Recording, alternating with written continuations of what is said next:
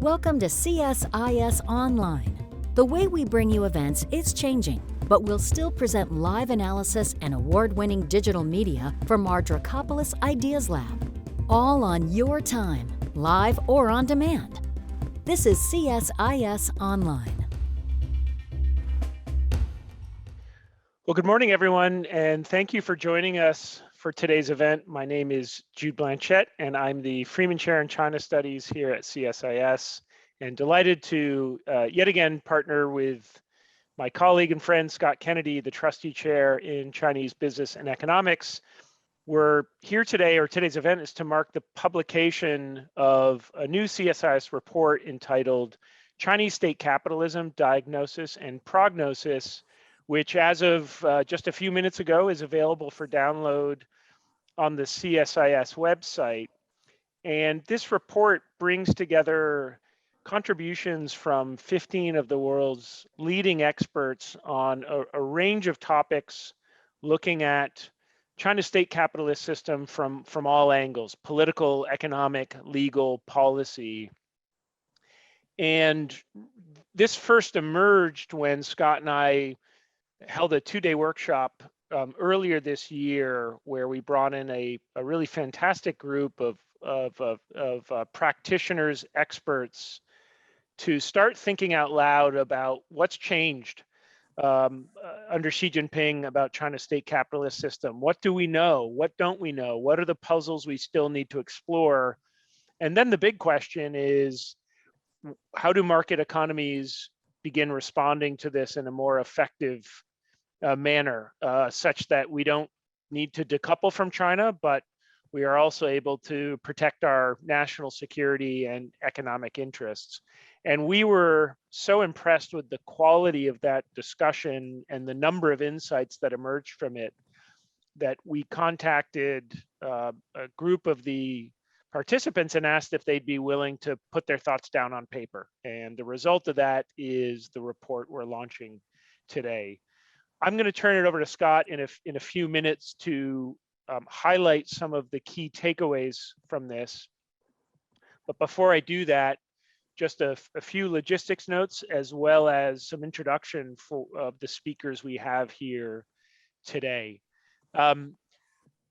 This really couldn't have happened without our contributors. As you'll see, Scott and I are just the editors. We had the easy part. We just did short bookend essays here, but it really is the folks who contributed, and we're delighted to have two of those contributors joining us today. We have Claire Reade, who's a senior counsel at Arnold and Porter, as well as a senior associate at Scott's program, the Trustee Chair in Chinese Business and Economics.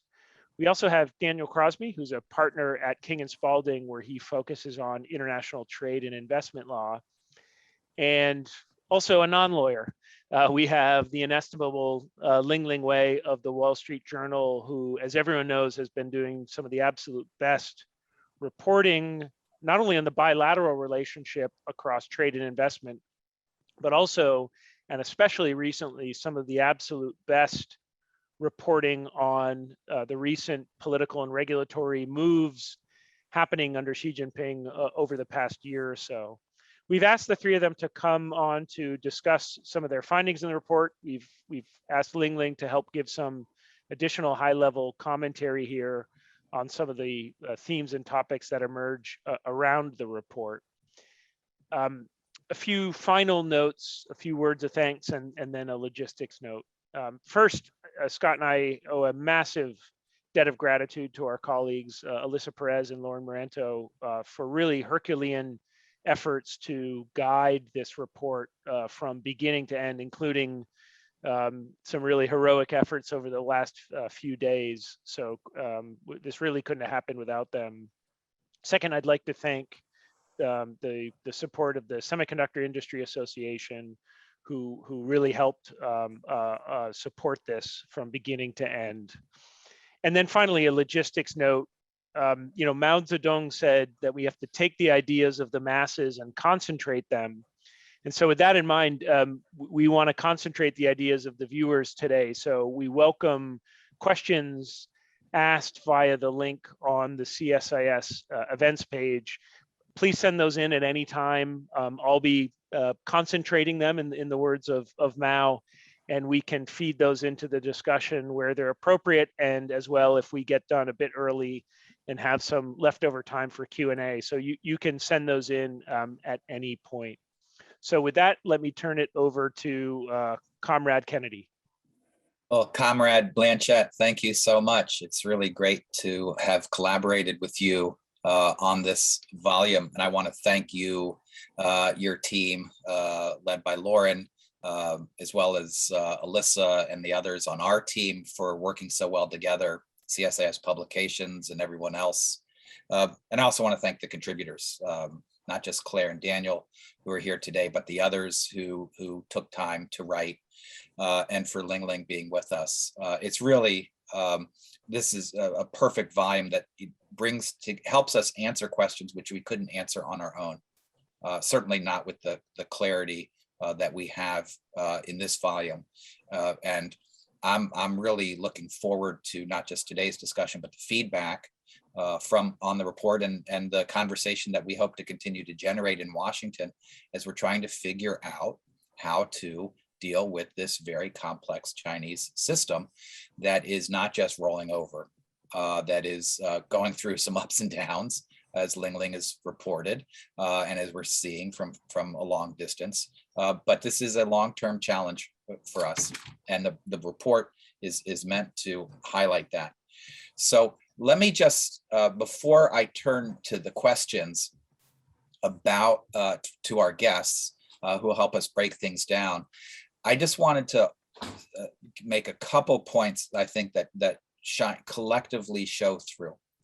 And the main theme I want to say is that we do know a lot, but there's still a lot that we don't know. And we often say that there is a consensus about the problem, but not about the solution. In fact, I don't even think that there's a consensus about the problem, which is why we have a difficulty coming up with a solution. So let me just say a little bit about that. We do not know what to call the Chinese system, not just because it's a big place and it's complex, but we're looking at different parts of it. It changes over time, and we don't know whether to call it state capitalist, party state capitalist, socialist, democratic socialist, hybrid. And so it's just describing the system is difficult, and we need to be able to do that. I know sometimes labels are oftentimes sought after to simplify things, and sometimes it's just complex and we can't. But we need to come to some better idea of what kind of country we're dealing with in the system they have. The second question is, I don't think that we are in consensus about how good or harmful this system is for China's economy. There's lots of folks who emphasize the downsides, the support for state-owned enterprises and the rising debt, and others who point to breakaway companies and new technologies and China going to the far side of the moon and missiles and satellites and things like that. What's the scorecard for China's economy based on how they run it?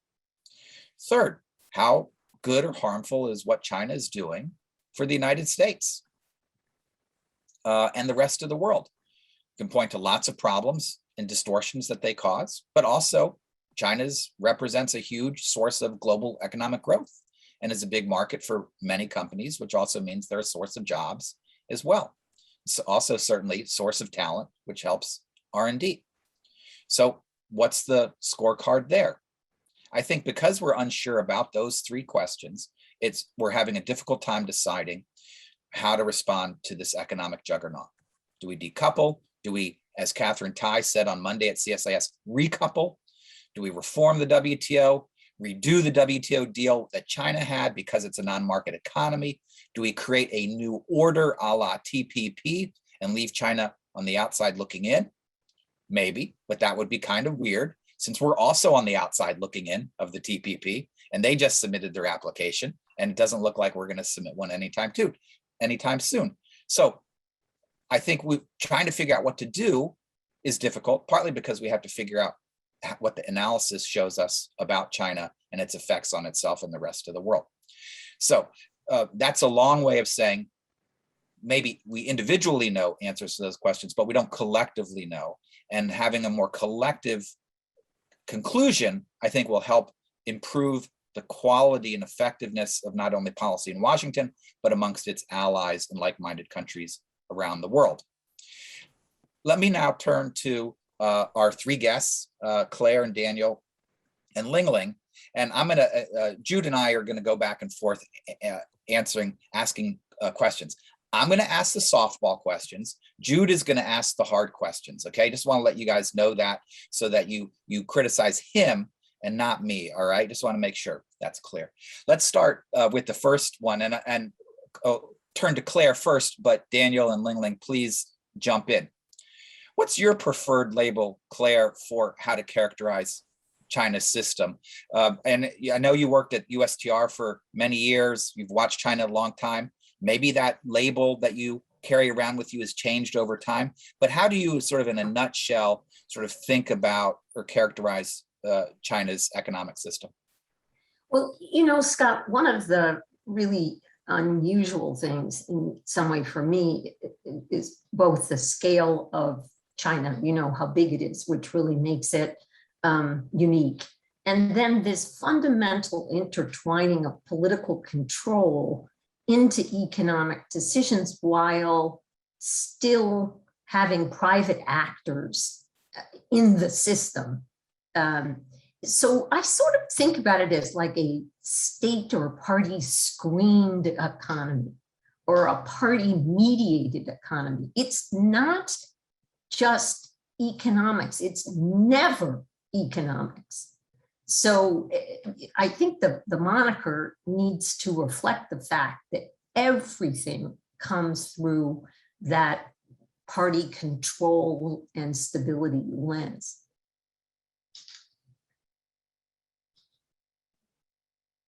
Lingling, how about you?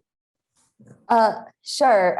One of the officials I talked to recently for my last article in the journal, he said, maybe you should describe it as caged capitalism, put capitalism cage. So I think that's really a hard question. As Scott mentioned earlier, you know, for so many years, you know, it was pretty clear what China was, right? The hybrid model, combination of market forces with the government direction.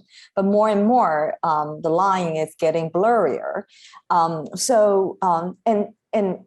we talked a little bit about this earlier, you know, for years, generations of Chinese leaders avoided ideological labeling because, you know, the cat quote shows as long as the economy got to develop, got to grow, we don't really care how our system was called, but not under Xi Jinping. He's very ideologically driven, so the label does matter. Well, Daniel, you're a lawyer and very careful, and you work in Geneva a lot of the time, although I know you travel. So you've got to be very careful with the words you choose to describe China and others. What's your preferred way of thinking about the country?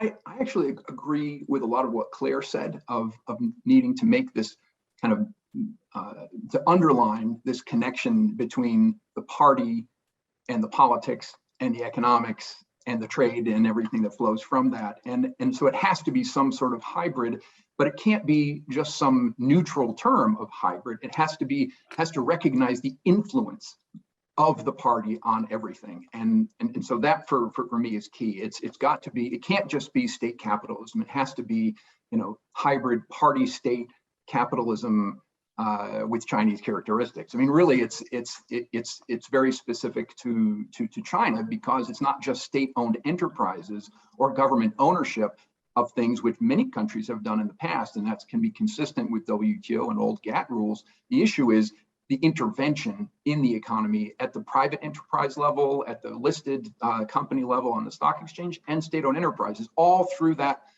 continuum, we see, as the report says, I know somebody mentioned that there's no real consensus on a lot of things, but the one thing that you point out in the introduction to the report is that we all agree that the state party is deep diving into all aspects of the economy. And so our job is to figure out what implications that has for the WTO and the international framework that China committed to live in. That suggests, Rob Atkinson's contribution and the things he's written elsewhere, uses the word mercantilism to describe the effect of the state on the economy and trade in particular. And maybe it means that we're going to need sort of several words to describe this system to show the non-neutral role of the party state. So, Lingling, if I can turn to you, you've written a piece recently that I know attracted a lot of attention as folks are trying to make sense of this increased velocity of regulatory measures, as well as new policy ideological frameworks like common prosperity. You zoomed out to try to make sense of what this might portend as a paradigm shift in China's political economy. I wonder if you could, I guess, a two-part question, and one of them is just a straightforward of how much is different now under Xi Jinping. It seems, especially since the 19th Party Congress in 2017. How much difference do you see? And then as a second part, I just wondered if you can expand a bit on, are we now out of the reform and opening period, institutionally, politically, policy-wise? Is this a clear break with the past, or is this just a further evolution in this socialism with Chinese characteristics? Sure, thank you very much. It's really an honor to be here. I would say the biggest change under Xi, as Claire and Daniel and Scott just mentioned earlier, is really the level of control the government has over the economy. It has gone beyond forming macro policies, such as the country's development plans every 5 years, and into really specifics like dictating business and investment decisions. I think from this kind of how the power of the state has been injected even deeper into managing the economy. It's really a big shift under Xi. So in essence, based on our reporting, the system today in China, state capitalism, is really much less capitalist these days and a lot more socialist. But it's not there yet. It's not socialism. It's very, as Barry Norton, I talked to for my story, pointed out, it's, you can't really find that kind of system anywhere else in the world. So what does this, what is this reflected in reality, like day-to-day lives of people and how businesses are being run? So we're basically seeing that private companies acting more like SOEs, and rich people are being told to donate their wealth. The government, on one level, you should, we kind of see the government really should realize that it's the government interference in the economy that created the inequality in the first place, and that more government control will only make things worse. So when they talk about common prosperity, talk about reducing inequality, you just help but wonder if this is just one of the ways for the politicians, leaders to grab more power, because the solution certainly doesn't lie with having greater government interaction, government intervention in the system. So that's why, based on our last story that you just mentioned, our conclusion is this is the crackdown we're seeing over the past few months, ever since late last year, really is driven more by politics and ideology than genuine economic reasons. Great, thanks. Scott, over to you. Sorry about that. I'm still learning a year and a half in. Daniel, 20 years ago, China joined the WTO. We're just about to come up to that 20th anniversary.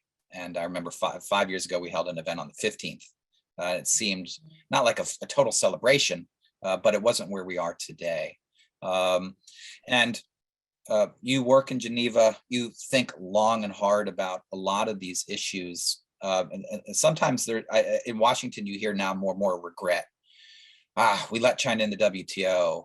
We shouldn't have done that. We need to kick them out of the WTO. We need to reform the WTO.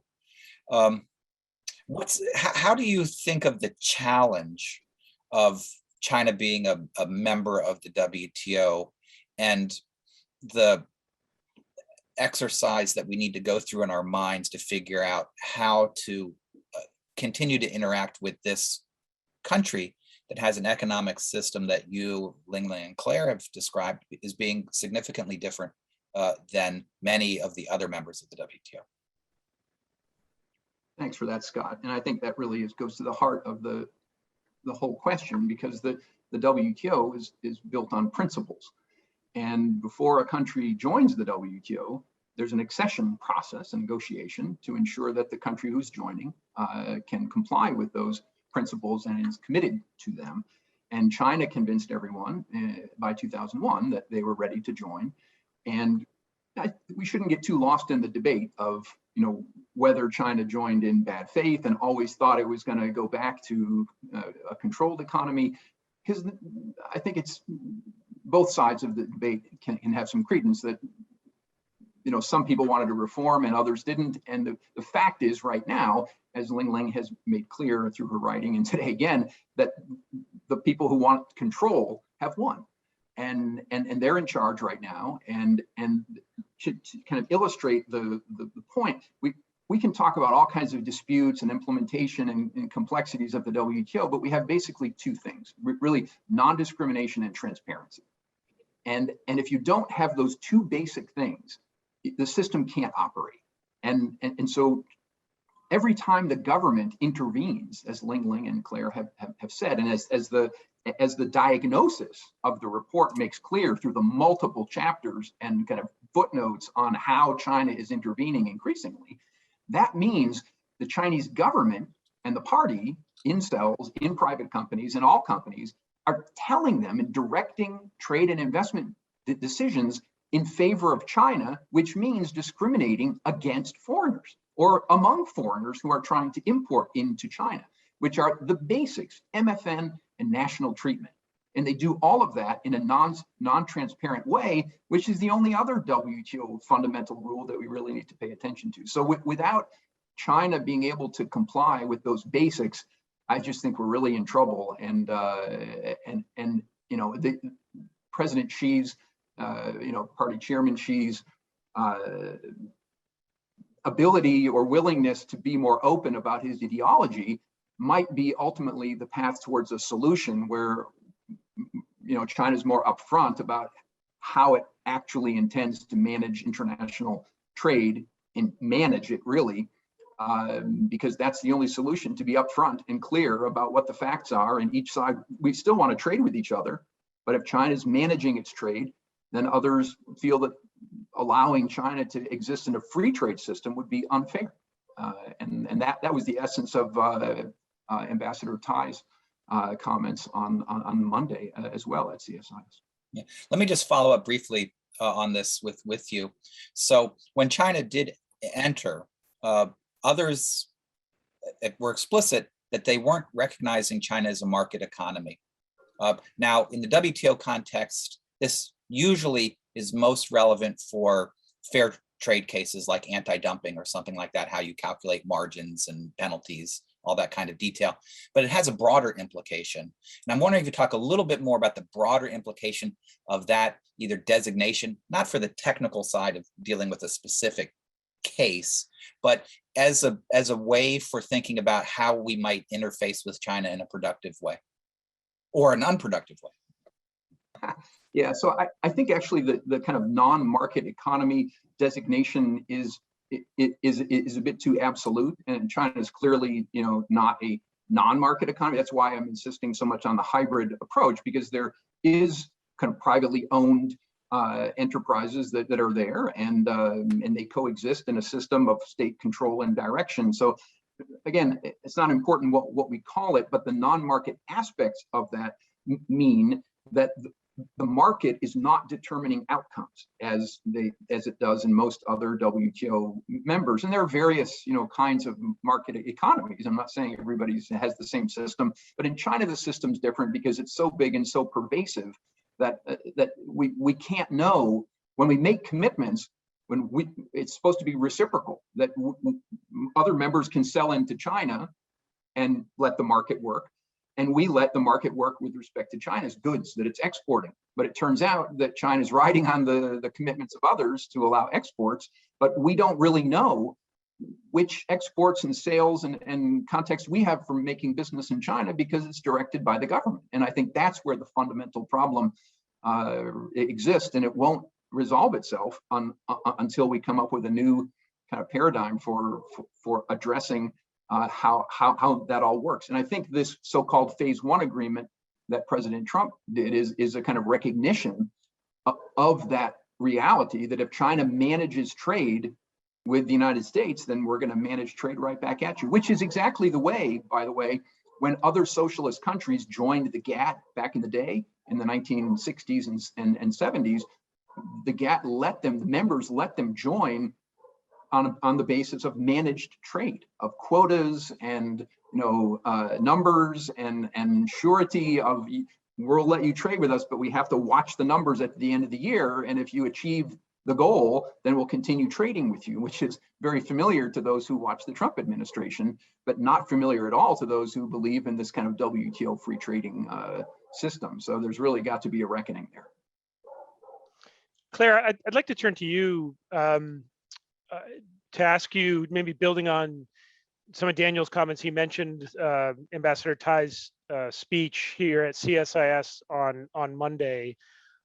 In light of some of the structural and political problems, Daniel and Lingling and yourself have laid out here in terms of China's system under Xi Jinping.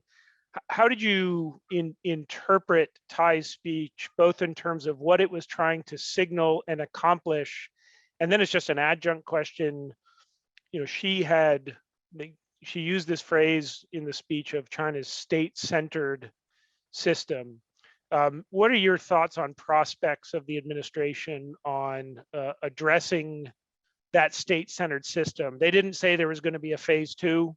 That was always the get out of jail free card with the Trump administration. All the hard problems were bundled into phase two, which was always, coming later on. Just wanted to get your general take on the speech itself, and also prospects for actually attacking the issues that were once, like a unicorn, mythically bundled into phase two.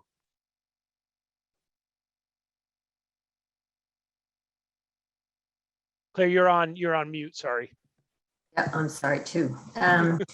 Those are fair questions. I think there was a lot of sort of comments about, gosh, all these questions are left unanswered after her speech, but there were a lot of questions that were unanswered before her speech, and a number of those got answered.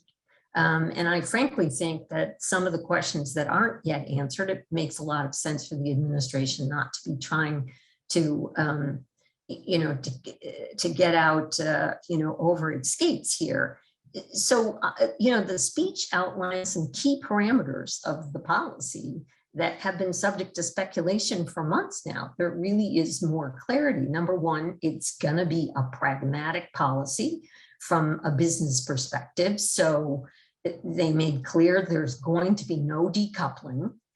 At the same time, there's a need to protect the US economic future, so that recoupling is going to have to happen intelligently. And frankly, they also made clear that in order to cope with the Chinese challenges, that the United States needs to take the actions it can control to enhance the US strength, which happen at home and to some extent happen with the allies if your like-minded trading partners, want to join you.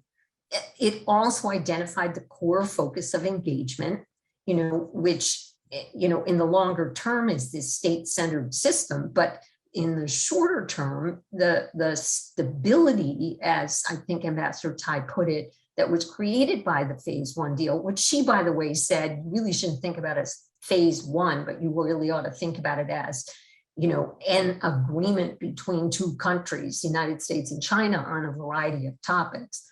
But it is important to not let China slough off the commitments that it made in that deal. That's very important politically inside the United States. It's very important in terms of signaling to China. It would be terrible if we were in a situation where China just decided it had to just wait 4 years and then whatever it had agreed to at the highest level could just be ignored. And the agreement also includes useful architecture for engaging. So, you know, again, don't throw the baby out with the bathwater. But, you know, the signal was also given that there will be adjustments. So tariff exclusions will come, which is an adjustment to where the deal was under the previous administration. And, you know, with regard to the state-centered system, I think there were very clear signals given that this is the core issue. And longer term, we absolutely have to try to tackle China's industrial policies that are harming US jobs and the US economic future. But the final, and it's like, and then Jude, you say, well, yes, but what is that? What's going to be done? And I think the key signals that were given is, look, the way forward right now actually requires hearing from China. And you need to engage China seriously, directly, and respectfully. So it makes no sense to negotiate in public. It makes no sense to jump the gun regarding tactics. So, you know, so you maximize your current advantages and you signal that you'll be ready to pivot. And in that context, you know, the comment was, Ambassador Tai made the comment several times, they would use all tools and would make new ones because they could be needed. So if China is not responsive, the United States is not going to sit on its hands. But to your question, you know, how do you do it? I think it behooves all of us to start doing a lot of creative thinking about what we do to counter the challenges of the distortions that the Chinese system is creating in the global system and the problems it's creating inside its own market. And no, that speech did not offer up solutions aside from mooting, you know, the idea of potential agreements with like-minded folks and indicating that Section 301 is a very versatile and flexible statute, because it basically unleashes the president's powers in any direction that you can think of, which goes way beyond tariffs and can far outside of tariffs. Thanks, Claire. No, those are really pragmatic thoughts, there was a stream of negativity after the speech, most of it emanating from me in the building. So I appreciate your more measured take on it.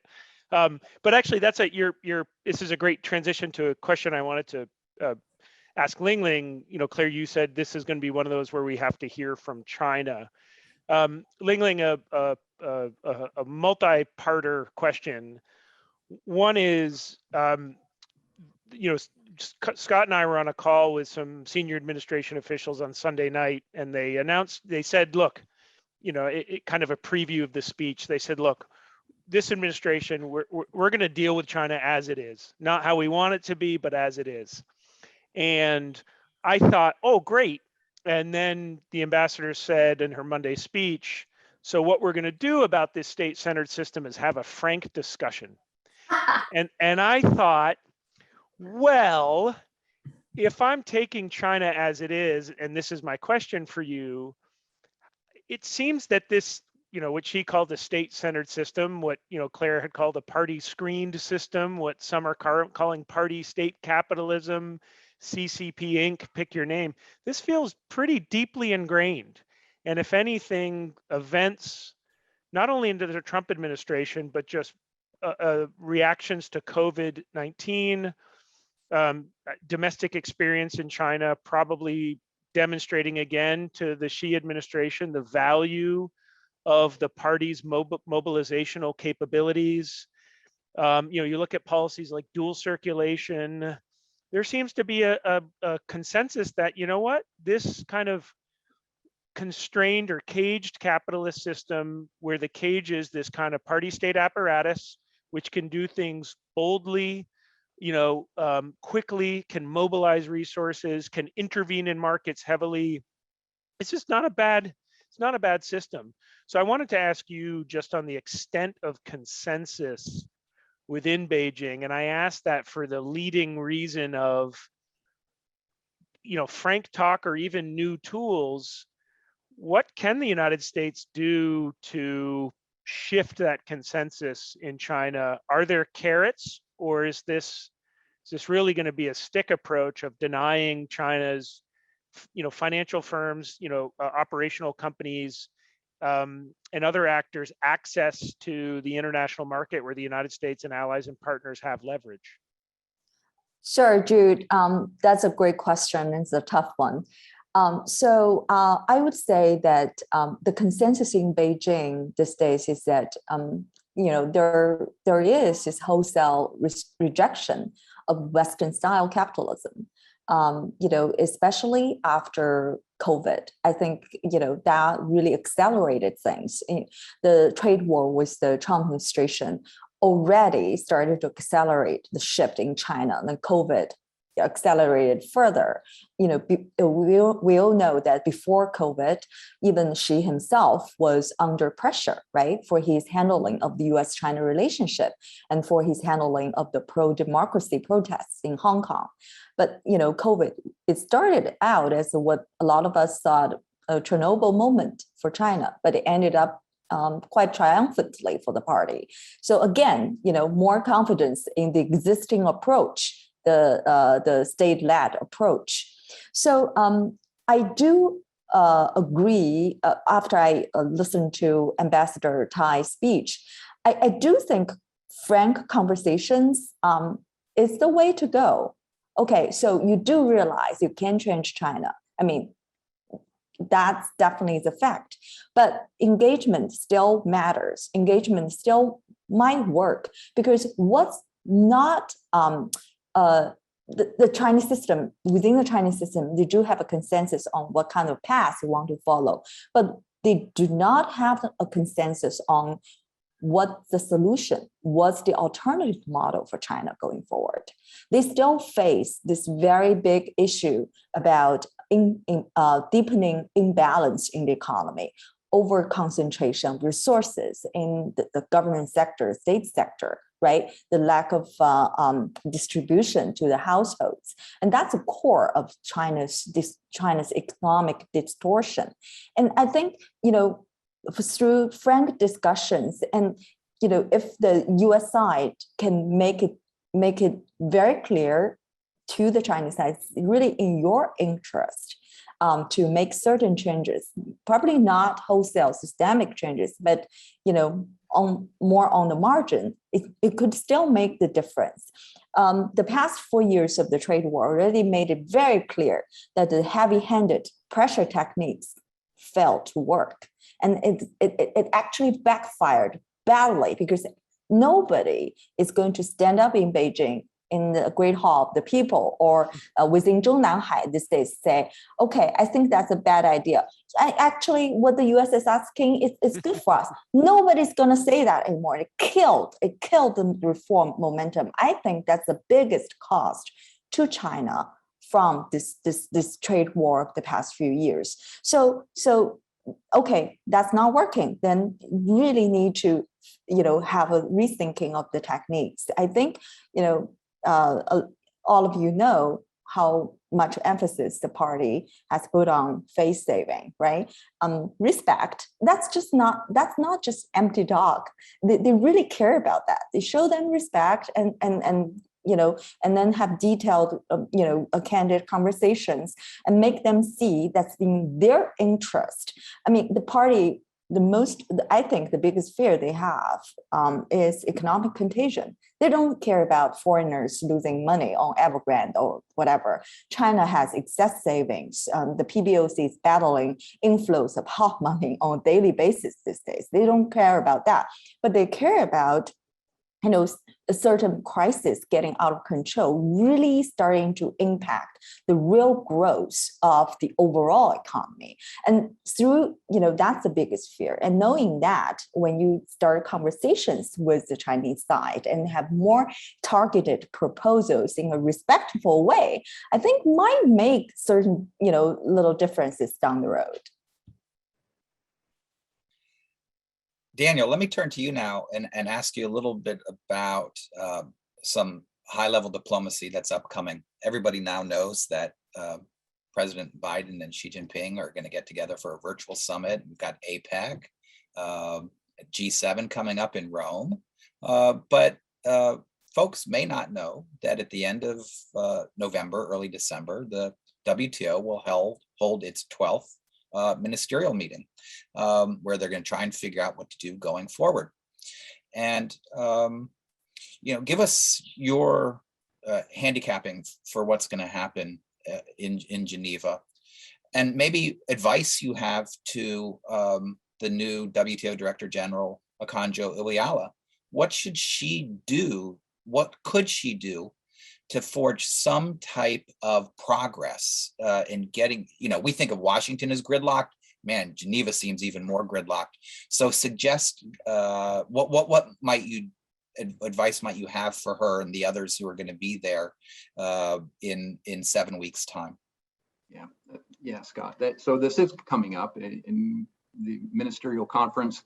The last one we had in Buenos Aires was seen to be a pretty big success, with new ways of moving the WTO forward with these joint statement initiatives and all this. And now we have COVID, a new director, Dr. Ngozi Okonjo-Iweala, who's came in and immediately made the statement that in order for the WTO to maintain its credibility, we have to have this significant outcome at MC12, which is her first ministerial conference, and for many ways, in many ways, she's a new actor. She comes from a background of the kind of global vaccine situation, where she was the chair in Gavi in Geneva, World Bank, all these different things. But she came in saying that there has to be a big delivery on COVID and on these fish negotiations, which are a big deal for showing that the WTO can work, but not as big of a deal for kind of economic effect. So she has very limited range to show a big, credible outcome that she's kind of set up. So I think the kind of managing expectations is probably the best way forward. Still doing something significant. She's clearly passionate about COVID and vaccine issues, but fitting that into the WTO is going to be more of a challenge.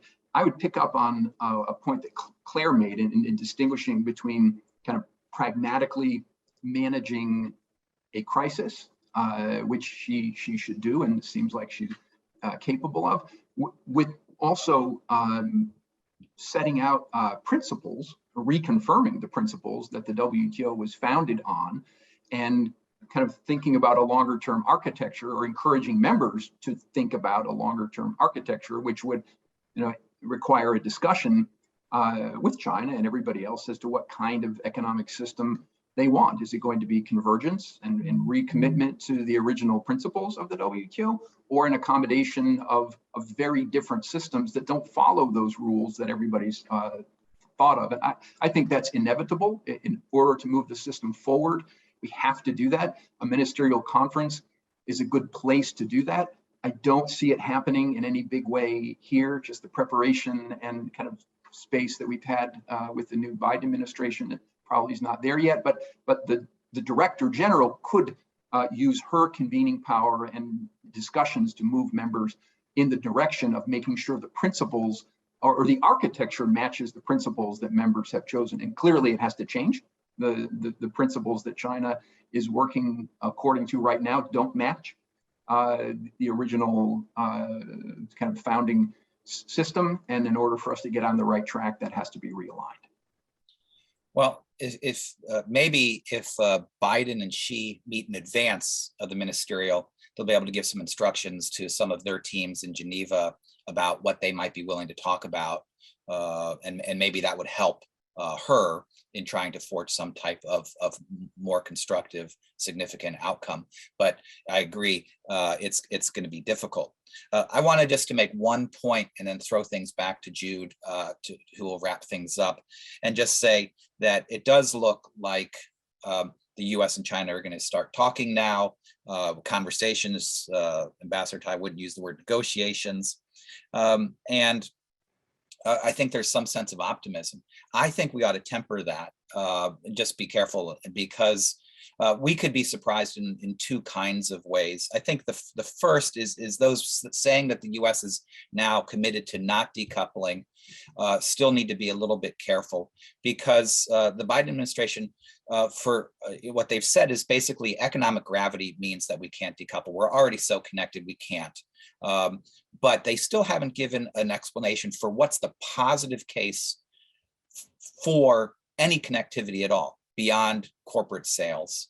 Why do we have a relationship with this state capitalist system? How does it benefit us? How does it benefit our economy, our values, national security? I think there's good arguments for that, but they aren't making them. They've primarily highlighted the risks and the different ways to mitigate those risks. So I think, and we also need to look for the possibility of tit for tat, the US going back and forth with a variety of restrictions that could still leave us with a much smaller bilateral relationship. I think the other thing is China needs to be concerned that what we've seen this week is just the first of several steps, and several months down the road, if those conversations with China don't go well, all options are on the table, according to Ambassador Tai, and we could be right back where we were in late 2017, early 2018, when the US launched 301, and then we saw what happened there. So history may end up repeating itself, and we'll just have to pay attention to that, because this is going to still be a roller coaster relationship. Jude, back to you. Thanks, Scott, and thanks to our three great guests today. This is one of those events.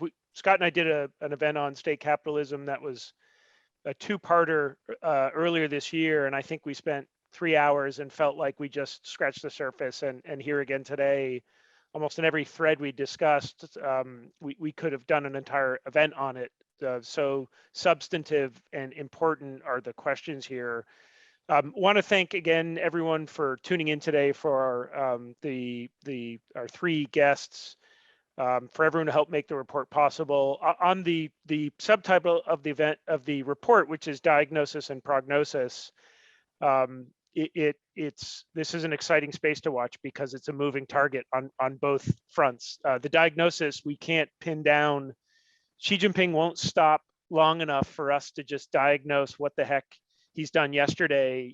Today and tomorrow brings something new, and I think the environment of policy unpredictability is only going to increase as we move, into the period of the 20th Party Congress and then beyond it. And of course, we pretend Xi Jinping has this master blueprint, but I think he's making iterative choices and decisions based on domestic and international dynamics. This is the kind of chaos theory. Butterfly flapping its wings in Washington, D.C. or Brussels has a profound effect in terms of how the Xi administration responds. So this is a dynamic environment, and I'm not sure China really knows where this is going to go. It's created a lot of tools in what we'd call the kind of economic statecraft bucket on counter sanctions laws and its own entity lists and investment laws and data governance laws. So it's clearly gearing up for a fight, and as are we. So I think this is we're both responding to and reflecting each other's systems.